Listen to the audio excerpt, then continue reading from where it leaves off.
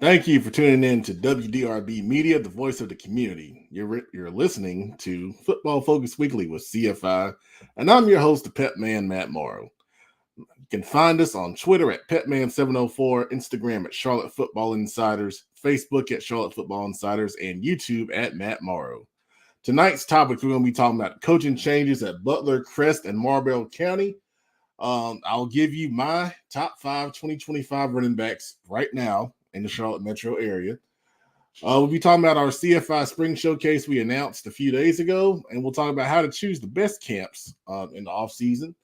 And then finally, we'll finish up with talking about EA Sports College Football returning finally after a long 11 years plus. And we'll discuss what are the best football video games in history out there. All that coming up, but we got to talk about our sponsors. First of all, we're sponsored by Mise en Place Collective. For all your food consulting needs, contact us at mepcollective.com. And also, of course, we're sponsored by our own CFI Spring Showcase. It's being held at Westmeck High School Saturday, May 11th. And we have an early bird registration of $79 through April 1st. Make sure you go online to charlottefootballinsiders.com and register for that. Joining the show tonight, we've got a shortened crew. Right now, I am proud to introduce Adam Big Eye Shelby.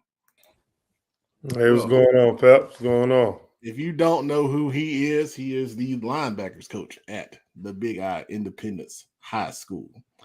So, starting out, ironically, we're going to talk about their biggest rival, the Butler Bulldogs. In the news, big change. Brian Hales announcing that he is leaving coaching altogether. He'll still teach at the school. First off, I gotta get your thoughts. What did you think about that when you heard it? I think it's definitely caught everybody by surprise. I know with this message that he posted on Facebook that we had seen. In some people's opinion, it kind of sounds like he's retiring. We thought he was retiring altogether. Much respect to Coach Hales and the things he did at the program. I know I'm new to the area, but everywhere you go, you hear about Coach Hales and the things that he done. And you hear our head coach, Coach DJ McFadden, always give him love and respect for helping him get to where he's at. But it's definitely one of those jobs that, or one of those people that caught everybody by surprise because you're wondering why now. Kind of the season's been over for about 4 months now, and you just wondering like what made you make the decision now, and let's say maybe not necessarily like the end of December or beginning of the new year. Yeah. I mean, when you think about coaching changes, it is a little unique in early March to have a coaching change. We're also going to bring in a head coach in his own right, Robert Washington, head coach at Mountain Island. Welcome to the show. What's going on, Pat? Not much, man. We're talking about Coach Hales at Butler. What did you think when you heard the news? Man, it was shocking because he's been a staple of that community. He's been a staple of that program for so many years. Just the program that he's built, I don't think he gets the credit that he deserves.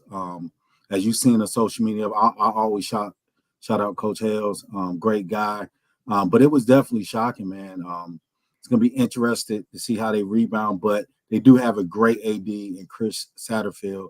I know he's going to make a good hire and take his time to make the right fit for that particular program. Absolutely. I second that notion on Coach Satterfield. He's a great athletic director. One of the best in CMS. Absolutely.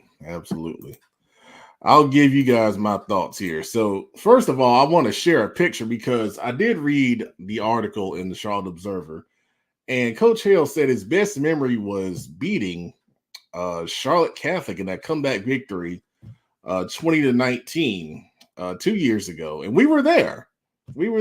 And it was great. It was an incredible comeback. And we captured this picture, and I'm going to share it, of Coach Hales after the game. right there. I think that picture was awesome, and that was captured by the producer.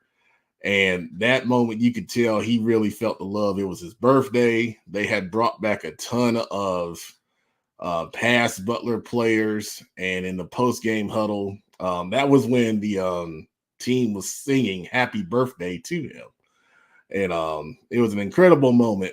And I think I'll send that picture to him. I don't know if he's ever seen it, but I'm sure he'll appreciate that. And that says a lot. Out of all the great wins that they've had, the championship that they won, that's awesome. That's what it's all about right there. And for me, I've loved talking with Coach Hales all the times that I've been over at Butler, covering their games. He's a great guy to talk to on the sideline.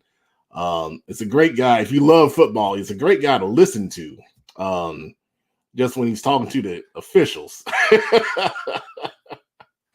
I remember I was doing a JV game, and I tell you, it was fun, man. If you're into the game and you coach, he's a great guy to just talk football with, talk about life and all those things. And a lot of things he said in the article, I think a lot of us can understand, because especially he mentions that he's 50 and he wants to think about the next phase in life.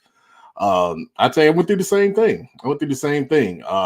2014, that was the last year I coached, and I was working and decided that I had to let it go, and started doing this kind of thing. And I don't know, we don't know what's in the future for him, but I'm going to reach out to him, and I'd love to have him on here if we can get him sometimes. So Coach Hills, if you see it, I'm going to ask you the question. But great guy, excellent football coach, really, really great offensive mind, formation, motion, shifts, to get advantages for his players against defenses was always great to watch. Developed some really good quarterbacks in his tenure there. And we're going to miss him, on the sidelines for sure. And now I want to bring back the crew, because I want to talk about who could replace Coach Hales at Butler. I've heard three names prominently mentioned, and Trip Stone, Donald Littlejohn, and Sam Griner. Now, all three of those guys I think would be excellent, but there's going to be a process involved, and as far as we know, it's open. You got to go through the process, and then you never know, who else could emerge when you go through those processes. But you look at Trip Stone, defensive coordinator, done a great job with that program the past few years that he's been over there. Of course, we know, Coach Littlejohn well. He was an offensive coordinator when South Point and Rock Hill won a state championship recently. Was previously at Mallard Creek. And then with Coach Griner, currently at West Charlotte. He's come up because he's a Butler alum. And if he's professed his love of Butler, so that's why people are mentioning him. But you guys, I'm sure, would echo the sentiments of those three guys would all be great fits.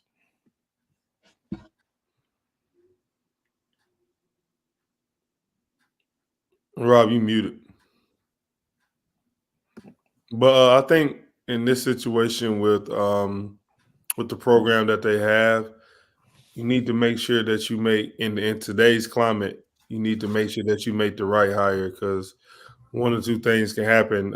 If you have a school that's rich in tradition, you make the wrong hire, it can start to become a downfall. You make the right hire, then you can continue what you had, and you can continue to build off what Coach Hale's legacy was. But I do think that they need to. I hope they made the right decision. And just because the climate that we're in today, because I really do feel like with high profile jobs, you bring the wrong guy in there, or you bring the guy that you think that might be right for the team, but it's not. It can cause players to leave. So you just need to make sure you take time with it, because it's not really a rush right now, because you don't really start spring until, well, North Carolina really don't start spring until like a month or two or so. So they need to just make sure that they just evaluate everybody, and also, like, you just keep evaluating everybody and make sure that it's a good fit for everyone. Well said. Coach Dub, what you got? Now, I want to echo what Big Shelby said, but also I think Trip Stone and Donald Littlejohn are great options there. You know, look at Donald Littlejohn. He's put in the work. That man is grinding. From Mallard Creek, he's learned from some of the best coaches. And the one thing about Donald, he goes to programs where he can really learn. And he adds value to those programs. And I just think it's his time, man. He's been putting in the work, and I just think it's his time. Same way with Trip. Trip's been putting in work. That name has been ringing bells across our coaching fraternity for years. But I want to bring up a dark horse. Coach Joe Evans from South Bay. I think Joe is he's a man amongst men. Coaches amongst coaches. Great attention to details. He inherited a South Beck program there that has some different dynamics and different challenges. But you give Joe Evans that talent, it can get interesting. All right. Okay. Some comments. I see Coach Furby checking in. Congratulations, Coach, on your hire down in South Carolina. That's awesome. Glad to see you back on the sidelines, man. That's great. That's Congratulations, great. Coach. Absolutely. All right. Well, let's jump to the next one here on the list. Crest Chargers. You talk about another one that just kind of came out of left field. Coach Jim's also be stepping down from Crest. Of course, Big Eye. You're our Cleveland County guy, man. What do you think? Well, think about about him stepping down, or who they should put in place. Well, let's go. Who do you think could go over there? Let's go with that. I'm not really sure who can go over there. I think they have some different options on staff right now, but I'm not really sure who can go there.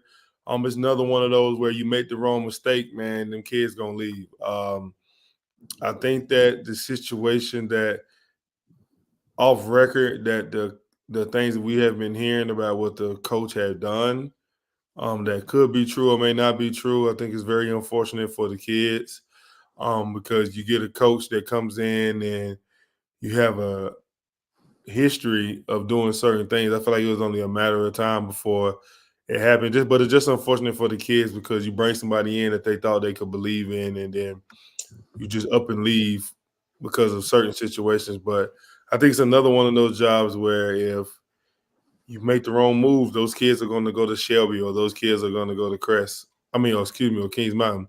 So I'm not really sure who. Me personally, I would love for them to at least give an African-American coach a chance. I don't think that'd be the first time in Cleveland County history, as far as on the high school level, to have a black head coach in the area. But I think it's another situation. Like I said, a high-profile job is going to attract a lot of people from different places, so they just need to make sure they make the right decision. All right, well said.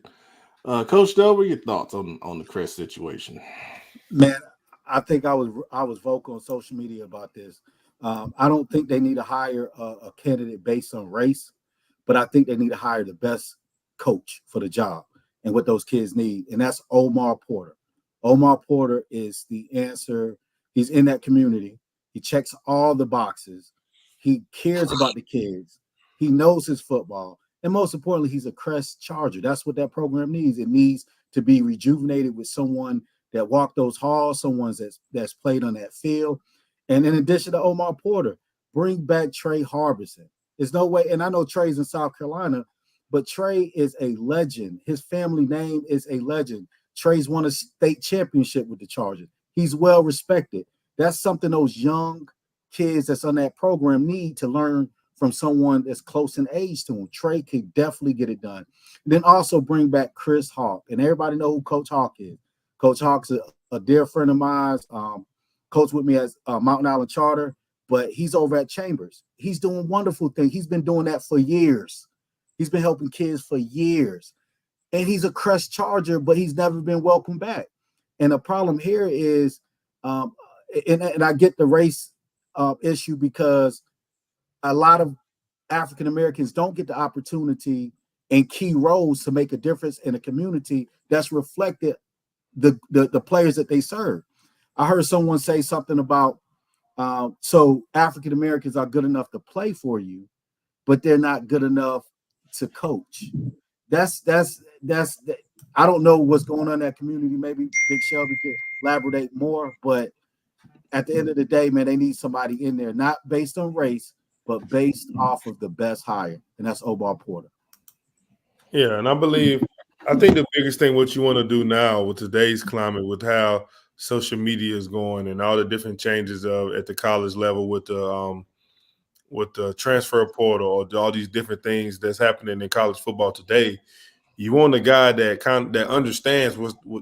First of all, you need somebody that understands the community. I think with schools like Shelby and Crest and Burns and Kings Mountain, I think you need guys that's from those places, because even with me coaching at Shelby when I was there, with me and Van Eskridge and Larry Raper and Tyrese Williams, we was guys that played for Shelby, so we understand coach's goal, but at the same time, you understand you have a different level of appreciation for what you're doing. And I think the biggest thing that you have to instill in those small county schools, like where we're from, most importantly is the pride. Like you got, like, I know coaches always talk about pride and tradition, but it's different when you lived it, you breathed it, and now you coaching it.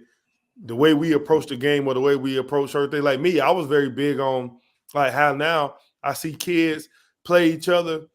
You lose and they take pictures with each other. We didn't do that when I played. Oh, no.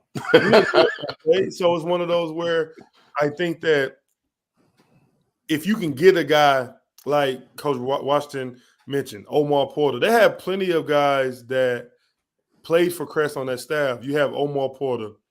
You got Marquette Pettis. You have Curtis Young, Skip Young.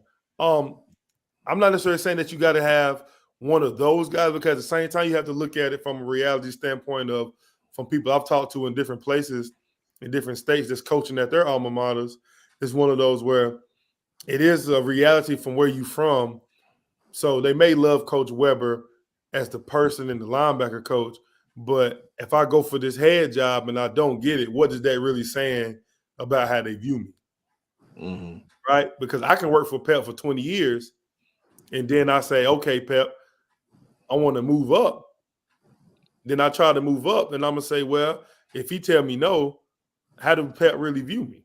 Because I've been putting in the groundwork for all these years. So I think with being an alum, coaching and trying to get head coaching jobs at your school, it can be tricky because, yes, they may love you in the role you're in now, but being the head coach and being the face of what you stand for can be perceived differently from different people. But I do think that they need to hire somebody that's younger in age, only because I'm big on, like, I see a lot of jobs that a lot of coaches out, people like, hey, I want to coach with experience, or hey, I want to coach that's, I think the biggest thing people try to hit on is experience. Right. So how does a head coach get experience if you never make them a head coach? Like, I can't never say I got head coaching experience if you don't hire me as a head coach, right? But also I think before you hire a young coach, you need to make sure that the foundation is in place for that head coach, the young head coach, to be successful, because I can take over a program like Shelby, but if the foundation is not in place from the administration and other coaches that really want me to have the job, yeah, it's going to be cool on social media that they hired a black head coach or a young coach of Caucasian coach or whatever background he comes from. But if he knows he's doomed from the start, it's like you give a kid a car with no gas in it. They can't go nowhere. Yeah, I'm happy I got a car, but I don't got no gas in the car, right? So you have to understand that whoever they hire, I want them to hire a young coach. No matter if he's black man, white man, Mexican man. I want them to hire a young coach because today's climate of having young head coaches, it works, right? It works. You see coaches like in Charlotte. Most cases It works, especially if you have the stability of the school and the coaches that's backing them, right? I think that's the biggest thing. Like even with Coach McFadden now, he has every coach on staff has the support, administration, teachers. It's proved that it works. You see, guy Sam Mobley at Parkwood. He has the support from the school, the staff, administration. So you need kids that's more coaches that's more relatable because it's hard to teach an old dog new tricks. Coach Dub, what you got? Yeah, and I want to add to the experience argument. It was once upon a time where I got my first head coaching job, and it was actually me and Coach McCoy. And all you can hear from coaches in Gaston County or people in Gaston County, they didn't have enough experience. They're not ready. But you got coaches coaching for 15, 20 years that ain't won a game in 5 years. You get what I'm saying? So, and then now I'm one of the winningest coaches in Gaston County history. So I had to get an opportunity somewhere. Like, current active head coaches, let me say that. But the facts are I had to get an opportunity first. And sometimes you have to learn. But given the scenario that I gave, giving Omar the head coach job, bringing Trey under him as his assistant head coach, you got the head coaching job locked up for 30 years if you make those two hires. Wow. Because you got to think, Omar's not going nowhere.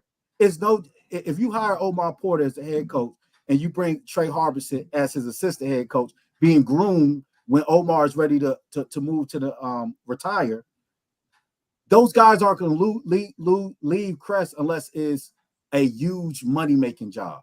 But they're embedded in that community. So I heard it, Crest was going through coaches the last couple of years, and I don't pay attention to a lot of that stuff, but you do know it's a lot of coaching change because you're not hiring the right people for the job. Again, it ain't about race. It's about the right fit. Hire Omar Porter and bring Trey Harbison back. Period. And you got your coaching staff for the next 30 years. And then I know with those programs, people get like, okay, we don't want nobody inexperienced. At Shelby, I can speak on Shelby. My head coach, Coach Lance Ware, was inexperienced as a head coach. He won 6 out of 7 state championships. So think about if he never got that opportunity. We don't know if starting with my class, if we go on that street from winning 13 to 14 to 15 to 16 to 18 to 19. Like, you don't know if you don't give these young coaches opportunities what they made. Then they give the head coach a job to Coach Wilbanks, who rattled off. He got his 2 state championships in a matter of 4 years. We're talking about 2 coaches that was inexperienced as far as head coaching goes. Right? Well, Adam, let me add to that. I didn't mean to cut you off. But as a head coach, what I noticed, a lot of African-American assistants, especially the young ones, right? They're not going to get opportunity unless they work for African-American head coaches. I'm talking about in key positions like your OCs, your DCs.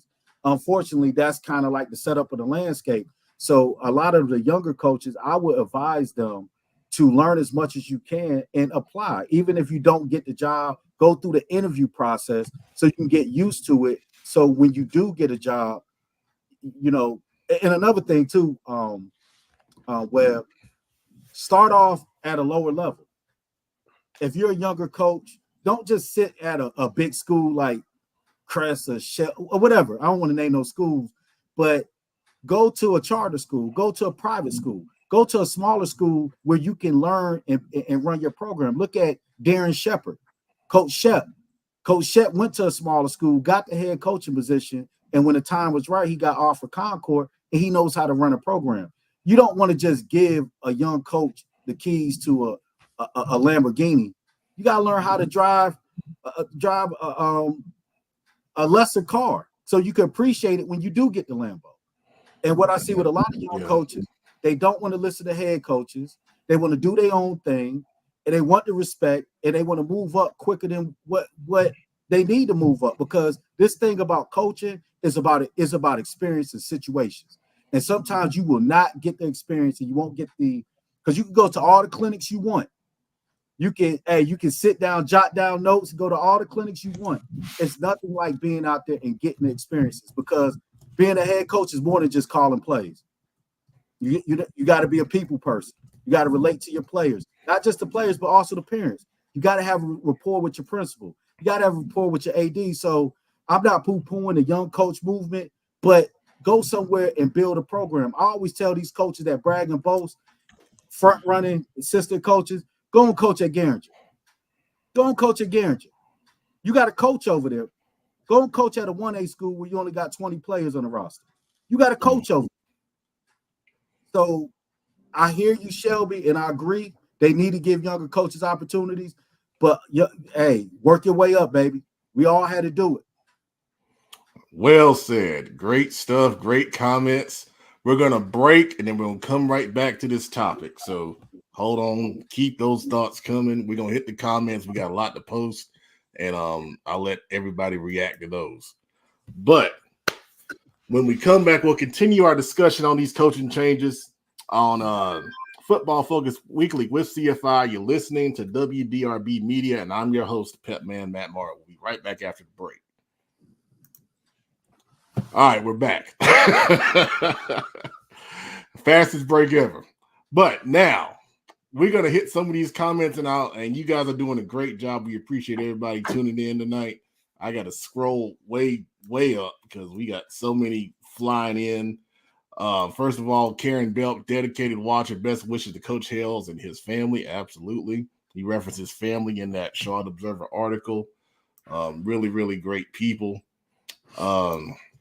Tyrese Williams, this is for you, Big Shelby. What kind of witchcraft going on in here? Okay. Hey, so see, I understand. When I was on the show as a Shelby coach, they called me Big Shelby, but when I came to Independence, it's the Big I. So it's Big I Shelby. It's not necessarily Big Shelby, Tyrese. I know that. Come on, Tyrese. You ain't watched Tyrese. He ain't watched. Right. Where you been, man? All right. So Derek Howell says Omar Porter will be excellent hire for Crest. Charger through and through. He also agrees with Big Eye Shelby. Cleveland County will love on our African-American athletes while they're performing in the field, but they get overlooked when it comes to being a head coach. Well, when you don't have any in history, it's hard to disagree with that. And then Coach Billups talking about you, Coach Dub, says you're talking with your hands. Yeah, man. I mean, Billups, we black, man. We talk with our hands when we talk. Come on. Oh, man. But also Billups with a lot of different comments, agree with a lot of those. Joe Hughes checking in says, Webb got a fresh cut for Showtime. Man, I got my hair cut last week, man. It's called maintenance, Joe. I don't wear them. What they be wearing, Rob? Them toboggan caps. No, yeah. Hey, Joe gonna bring the turtleneck and the toboggan back out. Oh, goodness. Jonathan Mitchell checking in says, agreed, loved Coach Jenkins at Huff, but Coach Baker has brought a whole new life and vibe to the program. The kids just respond better to a more relatable coach. Great combo. Well, Coach Jonathan, I appreciate that comment. And, Coach Baker, I'll say this about Coach Baker, man. I was so excited. We had him on the show when he got the Cox Mill job a couple of years ago. And then, he got the Huff job after previously being there as OC. He's a great, great young coach, doing a great job with a lot of talent in that Husky program for sure. Let's see here. Joe, another comment says he agrees on all counts, but how much of the choice of coaches have to do with influence on and with principals? That is. I think that's very big. I know I can attest to being at Myers Park last night, watching them play our boys. I'm sitting with Chris James and his principal's right beside him, and he's right on board with everything that he's doing. And you have Coach McFadden, Miss Amy Mims is right on board with everything that we're doing. So it's big on having that administration support and then want to consider certain candidates because that's where it starts. Yeah, and not going in with an ego. Oh, I'm the football coach. Like my principal at Mountain Island, man, he's great. Like he makes my life a lot easier because we're on the same page. And that just requires consistent talking. And I mean, I try to meet with them informally all the time. Just even if it's in a hallway, even if it's in the teacher lounge, I'll say something to them. We fist pump every time I see them. So just having them on the same page is very important. Yep, man. Even when I go home to Shelby and I see the new principal that we have, Mr. Wartman, I always say, "Hey, Mr. Wartman, how you doing?"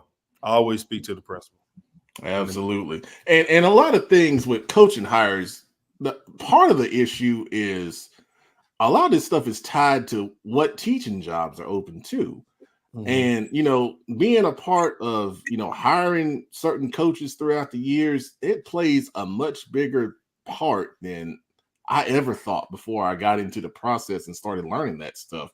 So sometimes when you look at certain people and say, well, why aren't they getting this job? There may not be a position in the school for them, because especially being with North Carolina, because it's different than South Carolina and Texas and Georgia. And depending on the county, like a lot of head coaches hold jobs of PE teacher or maybe history teacher or some of them like that. You're not allowed to just coach and not do nothing else. Right. So it's big on when coaches replace other head coaches or they hire new people. It's about getting jobs because your head coach has to be in the building in some shape or form. So it's all about that. So that's why it's good to have the good relationship with the administration, because you have to do your part of making sure that head coach and the coaches he bring in are in the building. Absolutely. Terrell Pinckney, he had a comment. Let me get back to it. So, and this is next. So I'm glad you said that.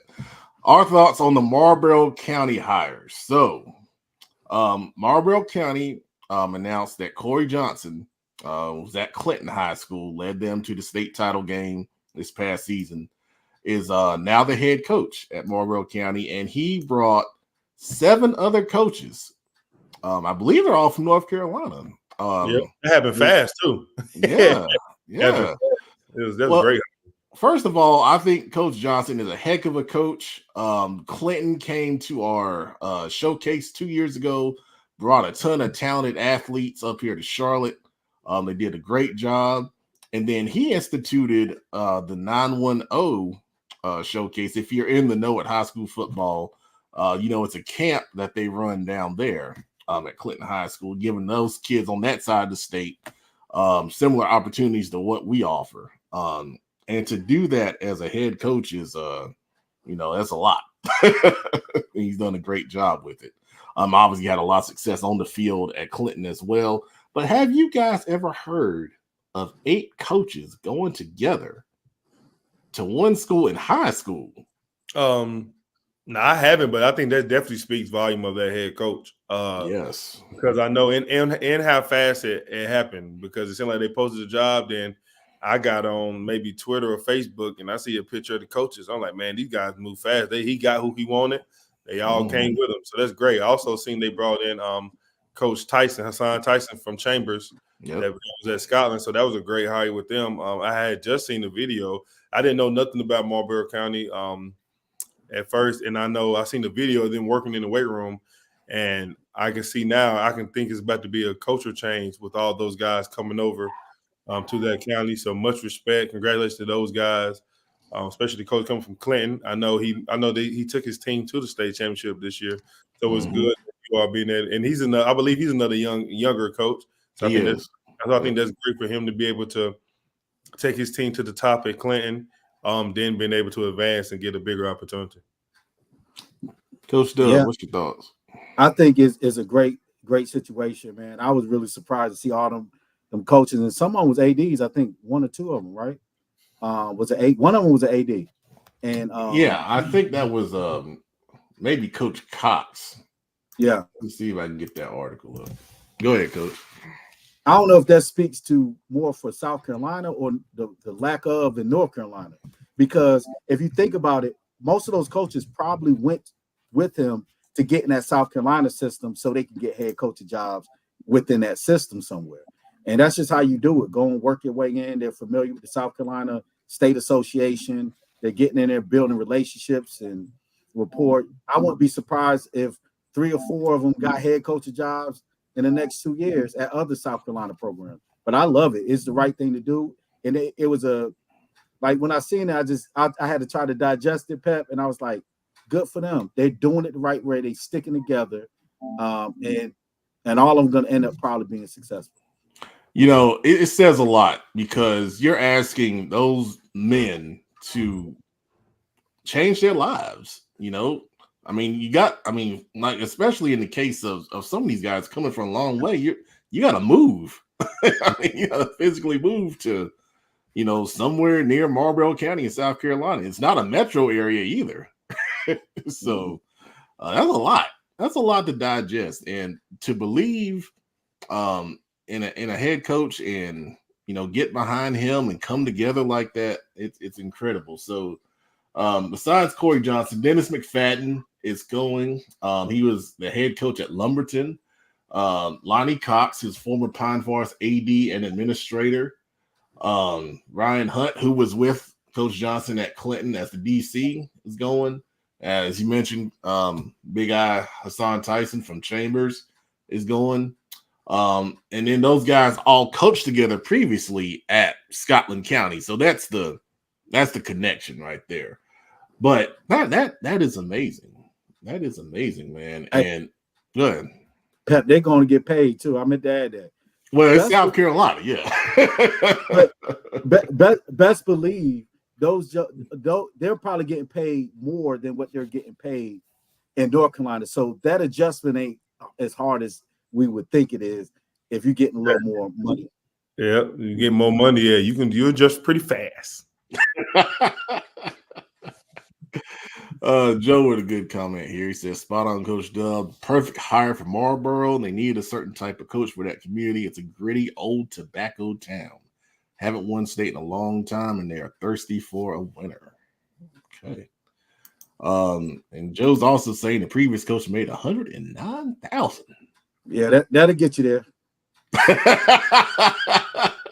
Every time. Shoot, man. It'll get you there. Wow. That goes a long way out there, too. For 109, yeah. Wow. Mm-hmm. All right. Well, congratulations to Coach Johnson and all those guys. And we'll be excited to see what Marlboro County has here in the near future. All right. Going back to some other comments, because we had a lot more come in. Coach Hall, Juanrique Hall, says it's time for new young coaches to have their chance. Quit recycling the older ones. The game has changed, and the culture, when it comes to players, let the new generation of coaches have their chance. Like I said before, you had jobs open like Union Academy. You got smaller programs. Y'all, look, go get those jobs. Work your way up. Again, work your way up. You got to prove yourself.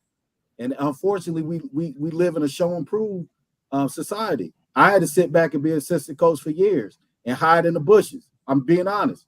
Until the opportunity struck. But best believe when it hit, I was ready. Because what you don't want to happen is you hire some of these young coaches at some of these bigger programs and they crash. Because exactly what y'all are fighting for to get better jobs is going to work against you, because they're going to say, well, we hired this guy and he didn't pan out. Because coaching hires is trendy. Y'all do know that. It's trendy. So some schools might try to mimic what other schools do. So if you are a younger coach and you do want to coach, go to a smaller program and build that program up. And I give you an example. Big Eye Shelby, my DC Josh Mills, Jack Gardner, my OC Jack Gardner. They're ready for head coaching jobs in the next couple of years. Why? Because they came to a smaller program, took bigger and larger roles, and they're going to be ready. Josh Mills could probably, outside of not having his teacher certification, but if he get his teacher certification, he's qualified to coach any school, any program in Gaston County. Yeah, so, I think what the disconnect is with your statement with younger coaches. Like we see situations of like say take you for example, had to go somewhere and wait.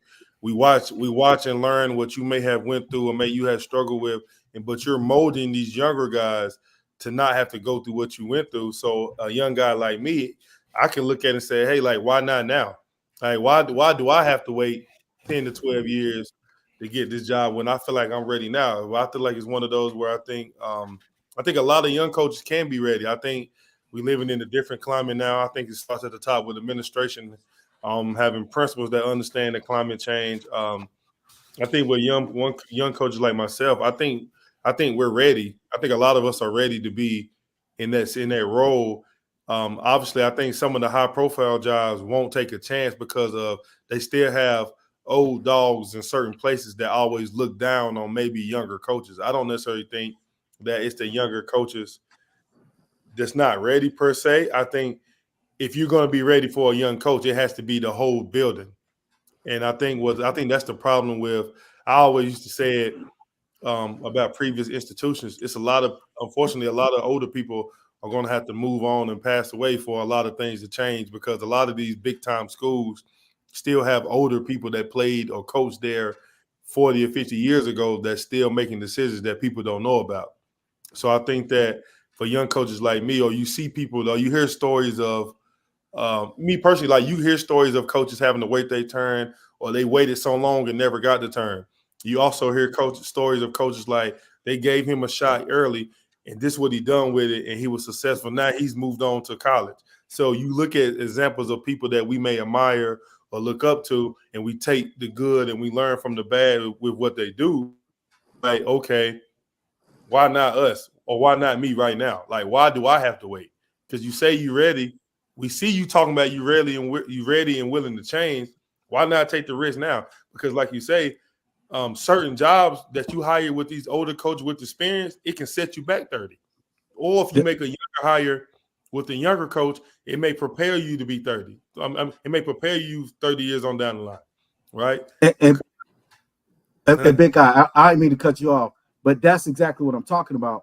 I agree wholeheartedly with you. I know it's some young coaches that can coach their butts off, and making a mistake don't have a age on it. You know what I'm saying? You could be young. I make a ton of mistakes. I'm gonna make a ton of mistakes next year. The thing is, what I'm telling my younger coaches is to slow it down a little bit and go through the process. Yes, it is cases where you're sitting and waiting for your turn for years. That's because you're at a bad program. Not so much a bad program, but they're not trying. And you should be able to know the ones that's trying to make you grow. Like if you're younger coaches, you should be in your head coach's ear and say, "Look, I just want to shadow you for a day." And I ain't talking about on the football field because what the real action goes down for head coaches is when the first bell rings in the morning. Go shadow that coach throughout the school year. Because there's certain things that we have to do as head coaches that no one sees. The only thing they see is on Friday night. It's certain things behind the scenes that you might not be ready to. You ready to coach ball. Like I told my DC, I said, when you became a DC or my OC, I don't want y'all coaching a position. And they was like, Coach, what? I said, I don't want you coaching a position. If you're the DC, and most of this, and they didn't get what I was saying at the time, but I was telling them, you got to oversee the DC. You do less coaching as a head coach. I'm being honest with you. If you're going to run a program with this society, so learn the ins and outs of everything you have to do before you want to just jump out there, call plays, or get an opportunity. So to your point, Shelby, I agree wholeheartedly. They need more opportunities for younger coaches, but I need my younger coaches to go and build programs and then come back, and they got to hire you. You have to understand. You think about it. Take Omar Porter, for example. Omar's been a Crest guy. If Omar, which he would never do it, if he went somewhere at another school, built that school up, and they goes decent, they're going to be screaming to hire Omar Porter.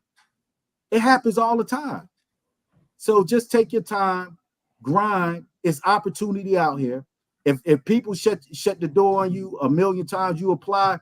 It's all you need is one opportunity, and it might be at a little small school that nobody know about, and they don't got new jerseys, and you can't dance all of the videos. Go to that program, because that's where you need to learn it. Wow, well said. All right, one comment here from Terrence Losh, dedicated viewer, says it's not the young coach's coaching skills, it's the lack of administration and culture building experience that they are afraid of. The head coach or coaches you mentor under make a huge difference. And absolutely, I totally agree. Being a head coach is not about what you know on the field at all. I mean, how many plays did you call last year, Coach Doug? Very few. Right.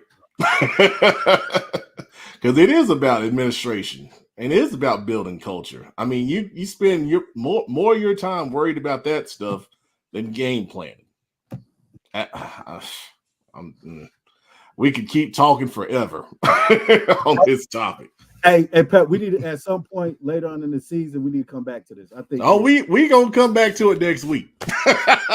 Hey, Pat, before you transition, yeah, I'm gonna tell my younger coaches, I need y'all to start listening to the OGs out here. I'm just telling you, I need y'all to slow up, stop talking so much, and listen to the OGs. We know, but y'all, and I get it. We might not tell you all, we might not tell it the way you need it or want to hear it, but go and start listening to your OGs. We know what it takes. That's why we got the head coaching job. There it is. All right. We're going to transition, but we will come back to this topic next week. Promise that. Love the comments.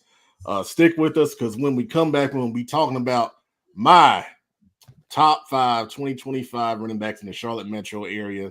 And there might be a little bit of a Cleveland County taste to that. So stay with us. We'll be right back here on WDRB Media, the voice of the community. And we're back.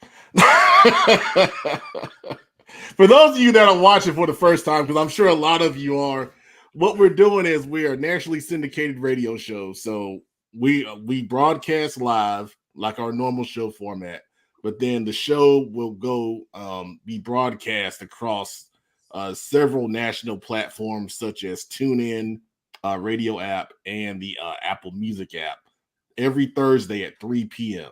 Okay, so you'll hear this show again on those platforms live on that national space. All right, so I'm going to give the guys a break. I'm going to go solo because it's time for me to talk about the top 5 2025 running backs in the Charlotte metro area. And coming up with this list was a very tough chore. There's a lot of talented young men out here in the Charlotte metro area, but I'm going to speak a lot about 5 of them, and then I'll give you a few more to watch for the upcoming season. All right, so first off, number 5 on the list. I said there was a Cleveland County taste to this.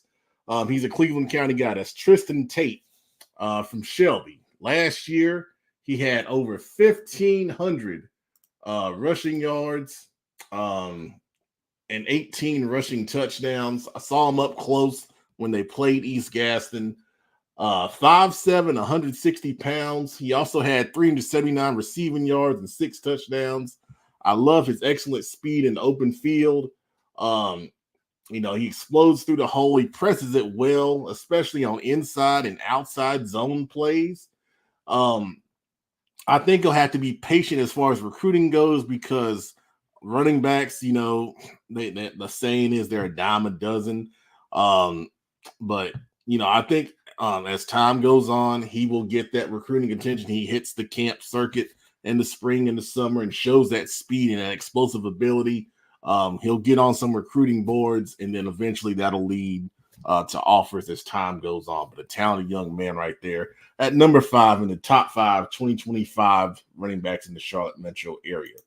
All right, at number 4, I've got a guy that I've liked for the past couple years, and that's Devin Walker for the Olympic Trojans. Devin is a very talented running back. Last season, he had 1,238 rushing yards, 7 touchdowns. He's a 2-time all-conference player.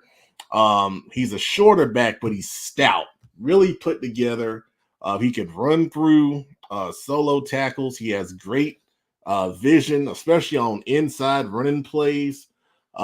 That Olympic team last year fought through a lot of injuries. And then he was the focal point, even with all those injuries, and he still was able to produce those big time numbers. Going into his senior year, I expect him to have another all conference like season. Like I said, with Tristan Tate from a recruiting standpoint, he'll just have to be patient because that running back position, unless you're like an incredible talent, it's a little slower from the recruiting perspective, but really love his game. Devin Walker from Olympic High School. All right, number 3. on the top 5 2025 running backs is Jaden Williams from Butler. Really, really love this kid. He piled up over 1,700 yards rushing and 30 touchdowns from scrimmage. It's incredible production, and probably one of the toughest conferences in the state of North Carolina. And that says a lot when you can do that with the that kind of competition. He really kind of, I don't want to say he came out of nowhere, but he exploded onto the scene, that's for sure. He's 5'10", 195 pounds. He has great vision. He's patient, allows his blocks to develop, and he explodes at the right time coming off those blocks for big runs. He's also a threat to catch passes out of the backfield. He can win one-on-one matchups against linebackers consistently. And, we talked about Butler and Coach Hales earlier in the show. He'll be another big focal point for that team this season upcoming. So Jaden Williams from Butler, number 3 in our top 5 2025 running back rankings. I said our, that's me. That's mine, not the guys. So come from me, and that's already happened. All right, moving on. Number 2 in our top 5. I keep saying our, Pep Man's 2025 running back rankings. Another Cleveland County kid, Aiden Carson from Crest. Last year, he put up 1,100 rushing yards and 16 touchdowns. And that may not sound like a lot, but you think about that Crest team last year. They were throwing the ball a lot with Tater Husky and putting up a lot of passing yardage. So that, in that context, is very impressive. 5'11", 185 pounds. Great compliment to that passing attack at Crest. I think he's going to have a really big senior year because he's going to be a bigger part of that Chargers offense as they work in a new quarterback. Impressive speed in the open field, and he's got a really great special quick cut juke step is the way I called it, but he kept doing it on film, and that's the best way I could describe it. He has that to elude tacklers in space. He's got some recruiting interest from several schools, and as he enters the spring and summer camp season, I'd be surprised if that interest doesn't turn into offers. So Aiden Carson from Crest, number 2 on my top 5 2025 running backs in Charlotte Metro. And that leads to number 1. Number 1 on this list is Ian Klein from Providence Day. Ian is the only one on this list that has multiple offers right now. His multiple offers are from Fairmont State, Liberty, Eastern Kentucky, and Marshall. Now, you may not know the name because he came from out of state to Providence Day last season.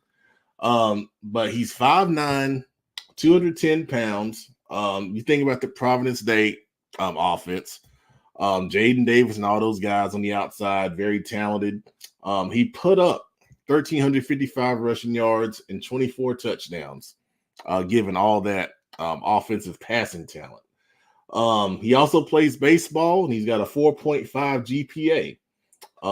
So that means a lot of things with recruiting. You may see some players that are really good and wonder why don't they have offers. It's all about GPA. The higher that GPA is, the more options that you have on the table. So he can go anywhere he wants with a GPA like that, man. And of course, losing all that talent last year to graduation, he'll be a bigger part of the offense this upcoming season. And he's number 1 in the 2025 Charlotte Metro rankings for running backs by me. See, Coach Peavy's watching. He says, Ian is a beast and his legs are huge. Yeah. I mean, 5'9", 210, you put together, you coming downhill. You look at that film, he's coming downhill, buddy. All right, some other guys to watch. Jason Anciso from Huff. He was their offensive player of the year last year. Moved around in the offense, played a couple different positions. A very talented young man. Anthony Hawkins from Hickory Grove, one of the under-the-radar kids.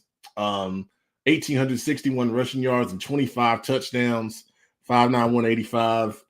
Impressive. I don't care what level you're at. Jeremy Williams from Metrolina Christian. I love this kid since he was a freshman and he came to one of our camps. He reminded me, when I first saw him, he reminded me of Christian McCaffrey. That's his kind of game. He's got that kind of athleticism. But really, really good kid right there. Great athlete. Catches the ball well coming out the backfield. Fettying Turner, another name under the radar from Palisades. He was the special teams player of the year in his conference. I'm expecting him to have a really good season. And then Mekhi Heron from A.L. Brown, talented young man, 5'11", 190, excellent speed in open field. When he gets in there, it goes the distance. He's what I call a home run hitter. Really, really, really fun film to watch right there. And I expect him to jump on some recruiting boards. All right, so after this break, we're going to finish up the show talking about the return of EA Sports college football and the best college football, not college football, best overall football games that have been put out there by several companies in the history of video gaming right here on Football Focus Weekly on WDRB Media. We'll be right back. All right, we're back. Wait a damn minute. What is the problem? Who was the 5 running backs again? Hold on. I got to go back to the list. Ian Klein, Aiden Carson, Jaden Williams, Devin Walker, Tristan Tate. Is no way in hell Jaden Jones was the only damn Max Prep All-American from North Carolina rushing, and he is not a top 5 running back, Pep. The boy ran for 1,800 yards, 19 touchdowns, and missed 3 games, and you're not going to sit here and say he's a 2026 player. It was class of 2025, cuz. Man, it don't matter. What do you mean it don't matter? That is the best running back in North Carolina. 2026. It's a 2025 list. Man, Pep, I don't care what. That's the best running back in North Carolina, baby. Hey, Pep, that's the best running back in North Carolina. But Pep, if you're looking for, because you mentioned I don't think people didn't catch what year you said that your best 5. People didn't hear the year or what you were speaking on because I didn't hear it. Well, it was scrolling on the bottom the whole time. I said 2025 in the beginning. Okay. I had to make sure I. I mean, Karen Belk saw it. My bad, Pep. I was listening to your list, but I appreciate you definitely shouting out Aiden Carson and Tristan Tate because I do feel like those guys are very underrated and very, very impactful to their team. That kid from you don't like the kid from Weddington, the Diamond kid. Nick Diamond, yeah, I wrote about him. Yeah, he almost rushed for 1,000 yards and had 11 touchdowns on the number 1 team in North Carolina. I don't understand why he only has so much time to talk. He should be in your top 5, Pep. He's not the glitz and glamour guy, but that man win ball games. Cause we missed one under the radar kid at running back. Pep, I know this is your list, but I just want to highlight one kid, JJ Gordon from Ashbrook. JJ played behind a great running back that went off to college. JJ carried a North Gadsden team as a freshman and as a sophomore, and then he transferred to Ashbrook. But watch out, JJ Gordon, about 5'11", 180. Kid got a good combination of power and speed. That's a good call. That's a good call right there. Well, we only got 1 minute left, so we ain't gonna talk about EA Sports. But we can't. Hey, but the best football game, in my opinion, NFL Streets, baby. Bring it back. NFL Street. What? NFL Street. Oh, good gracious.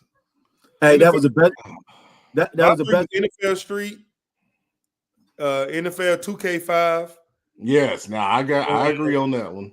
And Madden 2005 was like my best. Okay. 2 out of 3. Football's coming back, so we about to hope they make everybody happy. Hey, I hope so. Best decision they made, and all it can do is benefit the kids, especially with the NIL deals and stuff. Kids are getting more exposure. Yeah.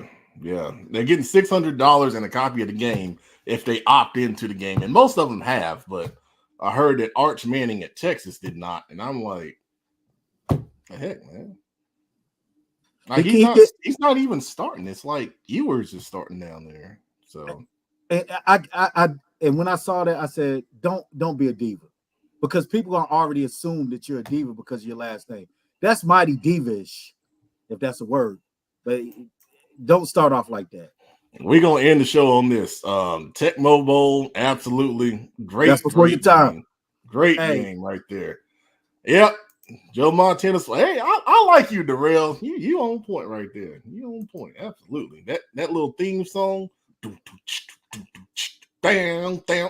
Oh man. And they I turn on the bass. Oh man. All right. That being said, we're gonna end the show because we done ran out of time and we went all off the rails tonight. But great job. Thank you. Big Eye Shelby, Adam Weber, and Coach Dub, Robert Washington from Mountain Island for joining us. Make sure you tune in every Thursday at 3 p.m. Please listen live 24/7 by going to WDRBmedia.com and clicking on the Listen Live tab. If you want free advertising or you want to be a part of the show, email me at matt.morrow6164@gmail.com. Connect with us on social media on Twitter at Petman704, Facebook and Instagram at Charlotte Football Insiders.